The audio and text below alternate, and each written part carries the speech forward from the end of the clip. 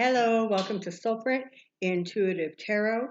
Jerry and I would like to welcome you for August 21st. So, Jerry often surfaces when he feels like people need, a bit of a pick-me-up or an awe moment. But he wanted to be here today mostly because he wants to celebrate the good stuff. So Jerry's excited about the Biden-Harris thing. He's thrilled that Steve Bannon has been arrested for fraud and money laundering, and he loves the fact that the judge ruled against Trump and his taxes have to be released. So Jerry just wanted to say, "Yay, people! Are you gorgeous? Hmm? Are you gorgeous? Say bye."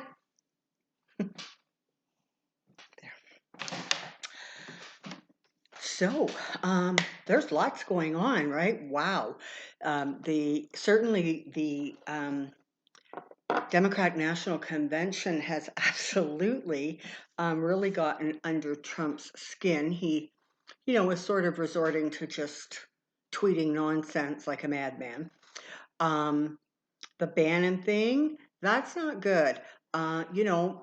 Really not good. So that's just another person who is in Trump's circle who ends up being wrong, just wrong, a wrong person, not following the laws, not caring to, not wanting to, not even thinking they apply to them. So there's that. The convention has been absolutely fabulous. I think because of Jerry here.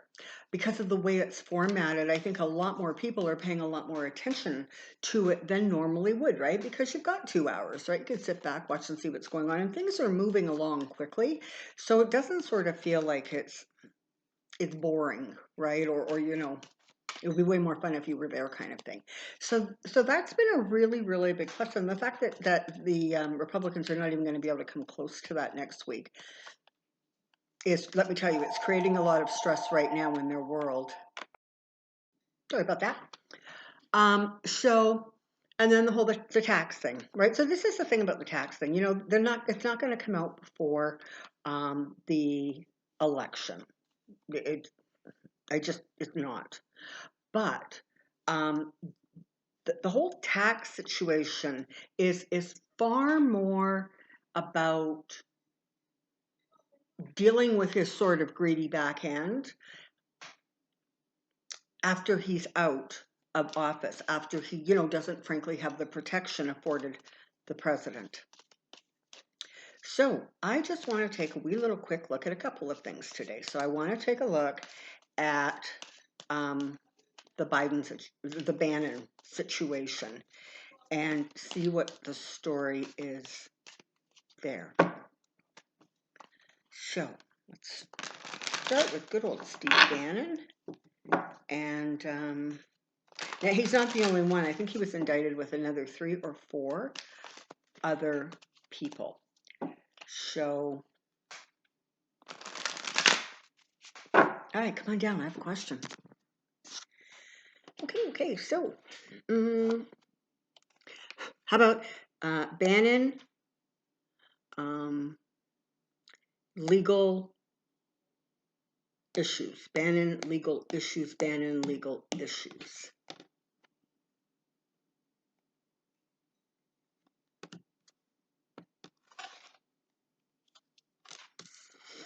It's all about the money, people, and how much they could take,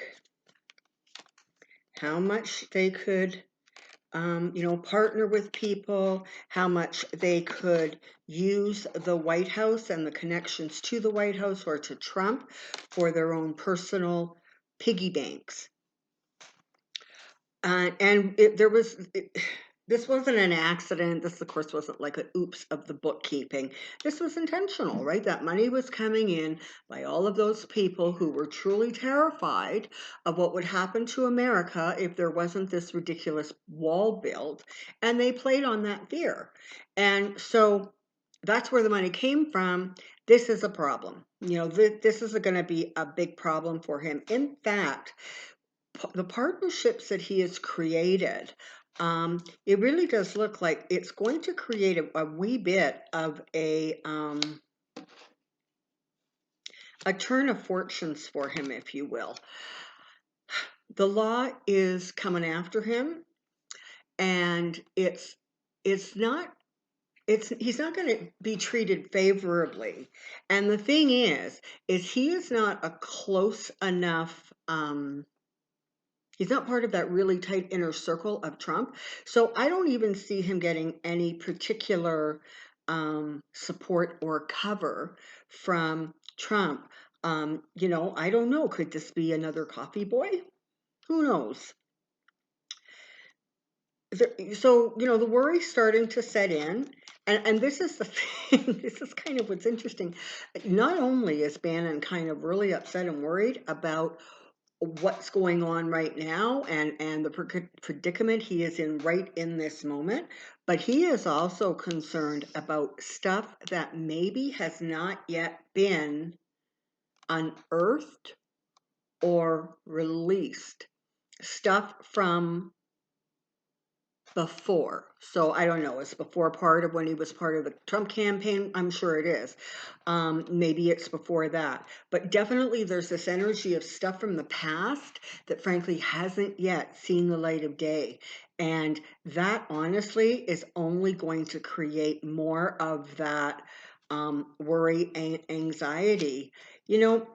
It's been so interesting because with all of the kind of crazy that's been going on in Washington with Trump and the circle around him and truly how corrupt people are, what it's done is it really has given kind of the rest of the world the ability to look kind of more clearly at what goes on behind the scenes and really start to recognize that the government is unbelievably dysfunctional. And there really are things that need to be addressed and corrected. So, and so that's a good thing.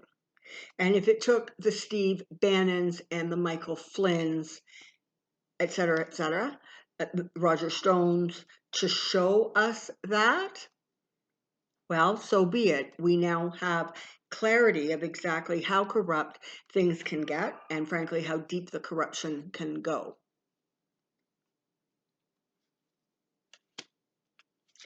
Now they're gonna, so again, dark money involved, things that they're gonna try to hide and whatever.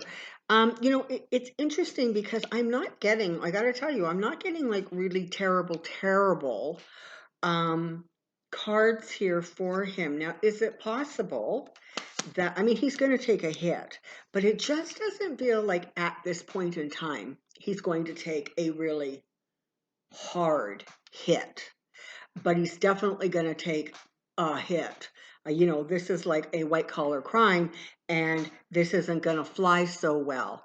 So, and again, hopefully, the people who donated to that Build a Wall fund or whatever it was called, hopefully they get upset to realize that their money was taken from them fraudulently.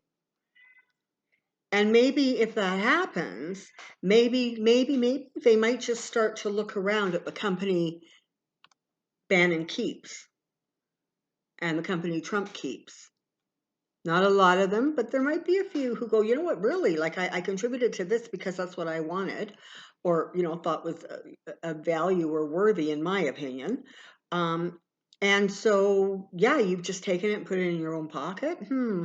So I don't know. I think that that's going to, I guess I want to say it this way. It doesn't look like in the immediate future, he is going to get like nailed against a wall about this. There's going to be some legalities, things that they might be able to soften, they might be able to deal down the charges, but it feels like he's going to be able to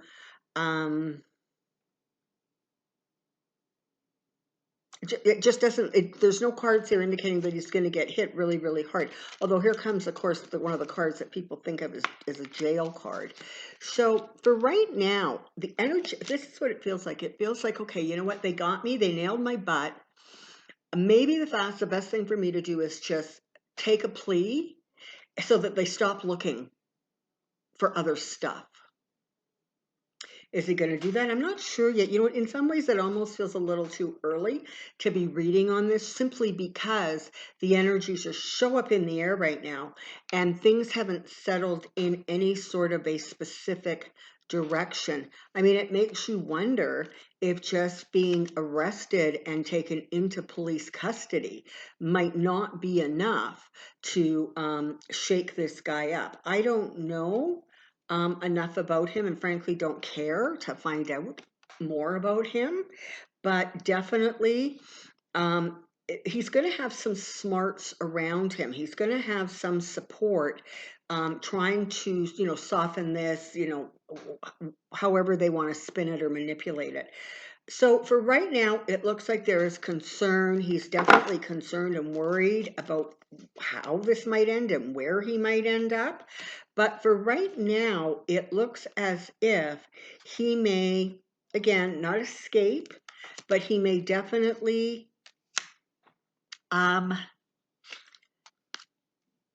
you know, he may definitely not be hit quite as hard as maybe some people would like. So interesting, these next three cards that came out. You've got the King of Swords. So that there is a reassurance coming that in fact, justice is going to be served. There's legal issues surrounding him, and he's going to need to address them. But it's interesting because the Ace of Swords and the Queen of Swords have come out. And for a lot of you, you know that these two cards tend to represent Biden and Harris.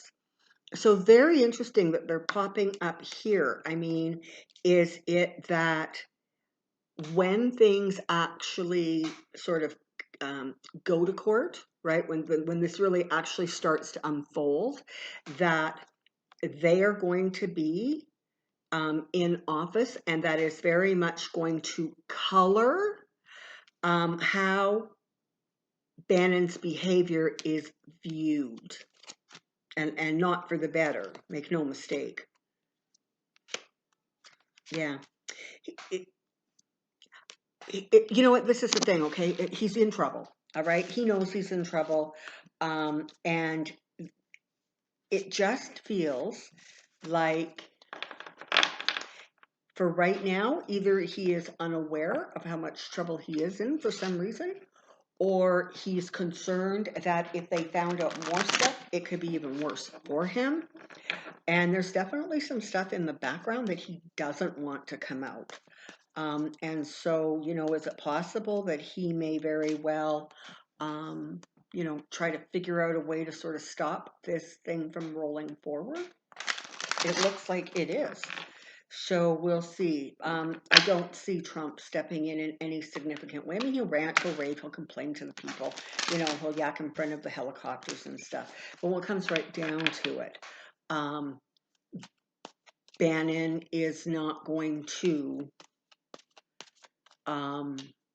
enjoy any sort of significant support from Trump. Okay. So we're going to revisit that somewhere down the line once the energies have settled a bit and see if I can get some more clarity on what that looks like going forward. I want to take a look at the two conventions. So let's take a look at the Democratic convention, and then we're going to look at the Republican one to follow it. So here we go. The DNC, what is sort of the impact of it? What are the long-lasting effects of it? You know, is this going to give the Biden team a really nice big boost? You know, has it really increased their fundraising? Are they in a much stronger position than they were, or are they in just a better position? Let's see what we can find out. Certainly, the convention has been very, very well received, and I wouldn't be surprised going forward to see sort of some aspects of what they've done this year kind of incorporated. Hold on. Flying cards, flying cards. Of course, it's interesting what flew out. The Two of Wands flew out. So, opportunities, waiting for opportunities to come forward. And the Death card, which is great because in this instance, it's about ending something so that the country can start a new cycle, having the impact, the momentum, and the energy to create that new movement forward. So let's just take a little look-see at the DNC, and then we're going to look at the Republican convention. Let's focus right now on Biden and Harris, the convention, and what that's going to tell us going forward, going down. Okay, so Democrat National Convention, Democrat National Convention, Democrat National Convention.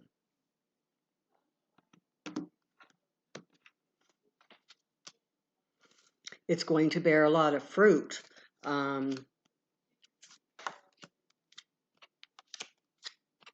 Yeah. So it's going to bear a lot of fruit, right? The convention has been well received. It has raised some good money for some people. It has really brought the election almost sort of into sharper focus. They're starting to figure out who this Kamala Harris is. They're trying to, get a handle on what the platform is, what it looks like. They're getting that feel for the people involved. So it's going to bear a lot of fruit for them. And it is going to, move them towards the White House because, frankly, people want to go back. And that's not quite, they want what was respected and accepted in the past to come back. There's a lot of things that need to be fixed. Everybody gets that. But just common decency, compassion, caring for your neighbor, those feelings and energies, people are literally craving them. They want them back in their reality.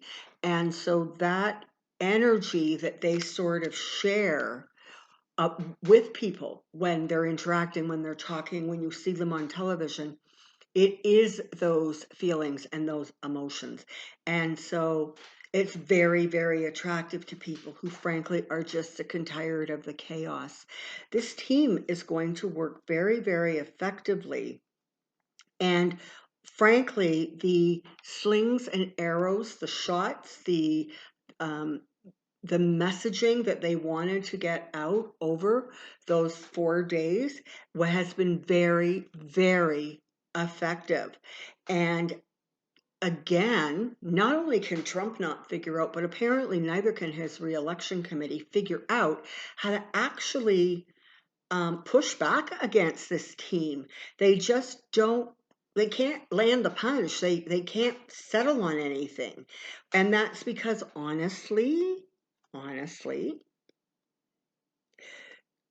you have to look at the brain thrust of one re-election campaign versus the brain thrust of another one. And perhaps it is possible that the Biden team simply has better, smarter, more politically savvy people. And so because Trump just wants to insult people, he has what he has for a team, and even if they have some ideas about how to change the narrative, he doesn't stick to it. So there you have it. Yeah, they're going to be accepted, literally around the world, right? There's a lot of celebration going on in other countries and other places within your own country because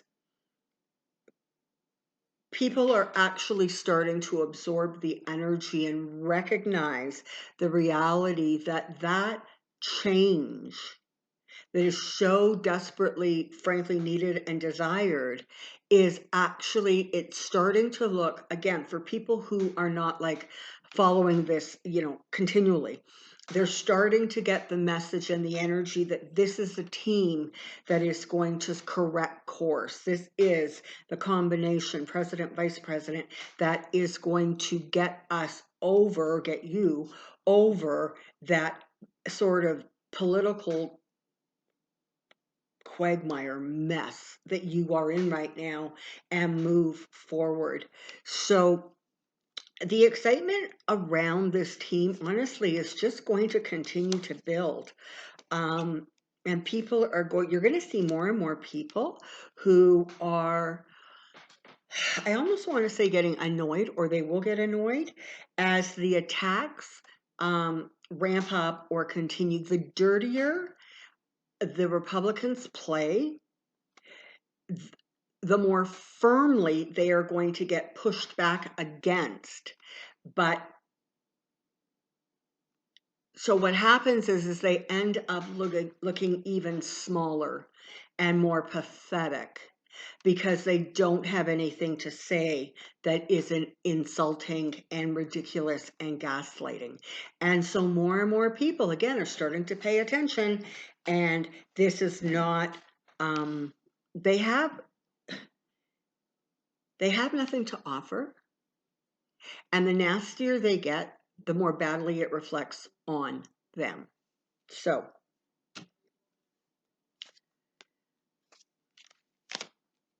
yeah, they're really aware. They're really aware that it's going to get dirty because people are really trying to hang on to whatever they have. But they understand that in terms of the communications, it is going to, their message is going to be what resonates, and their message is going to be, you know, I guess what gets through, if you will, what people will hear, retain, remember. So, very cool. Now let's take a look at the Republican convention and see how that is going to go. So, you know, honestly, this is lovely.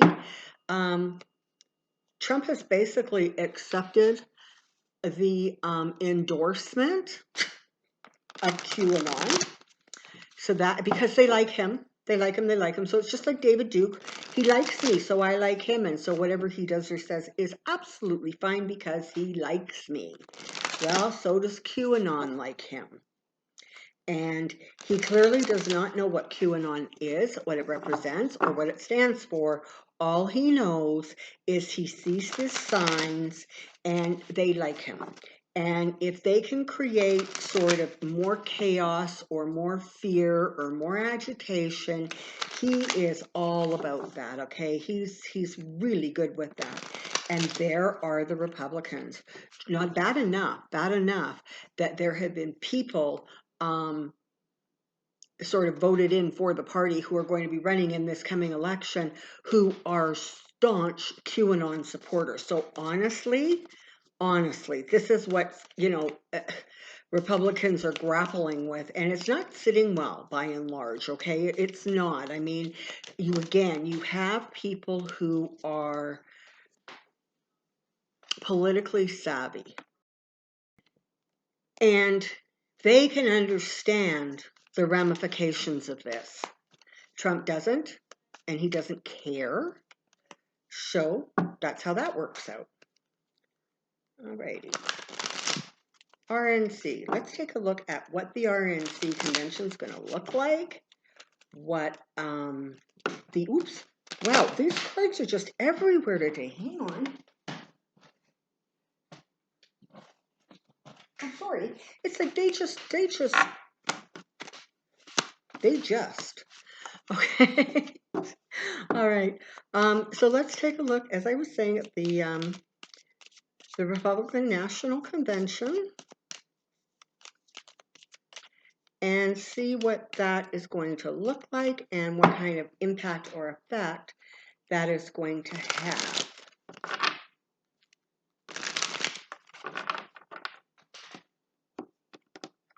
RNC, RNC, RNC.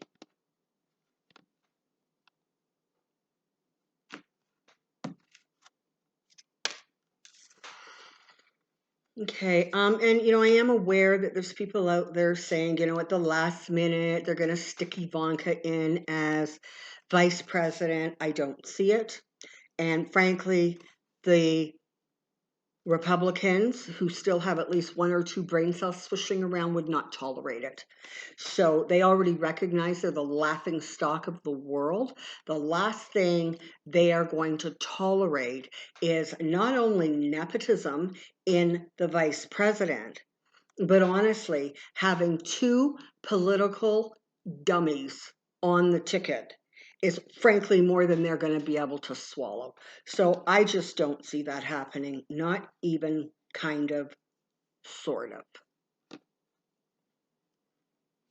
So, Trump wants it to be all about him. He's really excited, and they're going to do a lot of smoke and mirrors, and they're going to, you know, um, it's going to be a very, very different sort of production, if you will. And on some level, I would not be at all surprised if you didn't see some real blowback or pushback from Trump, because one has to assume that he at least has within his wheelhouse of talent the ability to look at a television production and see, frankly, when one is more superior to the other. So I wouldn't be surprised if even he is not thrilled with it as the RNC convention rolls forward. Because what you have here is they're working, the people are working hard to try to get this thing over the finish line, but he is so uncooperative that they can't make any significant headway. And of course, they know it doesn't matter. He's going to blame them for everything, anyways, because that's who and what he is and how he's about. You've got both the Page of Pentacles and the Page of Swords sitting here. And so you're talking kind of about that younger energy. And I'm not seeing that as a younger person. I am seeing it as flat immaturity in terms of how this is handled, how he comes across, and what is said. What you can anticipate for those 4 days is stuff that is spending all of its energy, communication, speeches, talks, talking about before. So what was done before the other election, the things that they have done before, even all the terrible things, and trust me, it's going to be heavy on all the terrible things that Obama and Biden and everybody else have done before. They have no plan going forward. They don't have one thing to say about going forward. He doesn't have a way to deal with the virus. He doesn't have an economic recovery. He's going to go on and on about how the stock market has recovered. Well, that's a paper trail, okay? Trust me, there's going to be problems with sort of your financial sector down the road a little bit. So he really doesn't have that. A huge unemployment, and he has no positive platform going forward. So what they're going to try to do is just really rely on his past successes, or what they think was successful. And the other thing they're going to do is they're very, very much going to send out a message that you need to be scared, you need to be frightened. The whole country is going to fall apart if Trump isn't re-elected. And they're not saying make a decision, they're saying vote for me or else. Okay, they're saying if you don't vote for me, and if I don't win, well, it's okay, because the whole thing's rigged and it's a hoax and you can't trust anything anyways. It's like going to be a very scrambled message. And you know why? Because you can't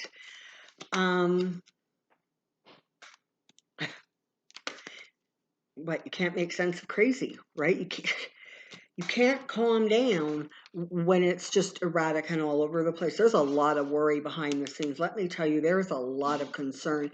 They have watched this really slick rollout by the Democrats, and there is honestly concern that people have about this thing not even sort of, not only not matching in terms of production value, but honestly not matching just in terms of the message. And one message is going to be, you know, dark and heavy and fear inducing. And then the other side, their message is hopeful, and these are our plans, and this is how we're going to fix stuff, and let's go forward. I don't know how many people want to be depressed when they're listening to people talking at a political convention. I don't know. He's worried that they are worried that people putting this thing together, they really want this to be a victory, but it doesn't feel like it's going to be. And part of the reason is because the awareness of justice is going to be swirling around them. What kind of justice? Well, so you have more court decisions or more information coming out. And the convention itself, it feels as if it's almost going to be pushed to the side a little bit, just based on the fact that there could be some really significant bad news coming out for Trump and for the Republicans. So, you know, take comfort in the fact that not only is no man above the law, but nor is no man above karma. Have a fabulous weekend. Decompress a little bit. Enjoy the wonderful weather if you're having that. Whatever is going on in your world, look to the positive, embrace it, and enjoy it, because it's going to get bumpy. And so we all need to learn to just take those little periods of time to completely decompress. Okay? Until next time, take care and be well. We'll see you soon. Bye-bye.